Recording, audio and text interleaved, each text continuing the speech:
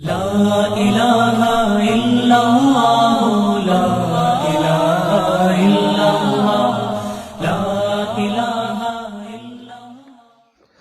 تراویح میں 4 رکعت کے بعد جو تھوڑی دیر بیٹھتے ہیں جس کو ترویحہ کہتے ہیں، یہ جو ہے یہ مسنون ہے، مستحب ہے کہ اتنی دیر بیٹھا جائے کہ جتنی دیر 4 رکعت پر لگی ہے۔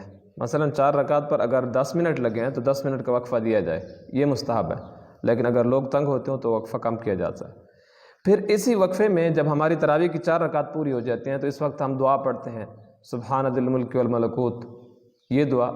یہ دعا پڑھنا کوئی فرض واجب نہیں ہے، یہ بہترین دعا ہے، اسی لیے پڑھی جاتی ہے، ورنہ ضروری نہیں ہے۔ بعض لوگوں نے اتنا ضروری سمجھا ہوا کہ اس کے علاوہ کچھ پڑھتے بھی نہیں ہیں۔ اس دوران یاد رکھیں، کوئی دعا پڑھنا، ذکر کرنا، استغفار کرنا، درود پڑھنا، تلاوت کرنا، اور اگر وقت ہو تو نوافل پڑھنا، یہ ساری چیزیں، بلکہ خاموش رہنا یہ بھی جائز ہے۔ کوئی چیز یہاں پہ مخصوص طور پر یہاں پہ خاص نہیں ہے کہ یہاں پہ لازمی طور پر وہی چیز پڑھی جائے گی، کوئی بھی۔ اور بعض مسجدوں میں ایک بندہ سبحان ذی الملک والملکوت بلند آواز سے پڑھتا ہے تو سارے توجہ سے اس کے طرف کان لگا کر سنتے ہیں، تو یہ ضروری نہیں ہے۔ اس وقت آپ اپنا استغفار بھی کر سکتے ہیں، درود بھی پڑھ سکتے ہیں، تلاوت بھی کر سکتے ہیں، کوئی بھی چیز کر سکتے ہیں۔ صلی اللہ علی سیدی صلی اللہ علی سیدی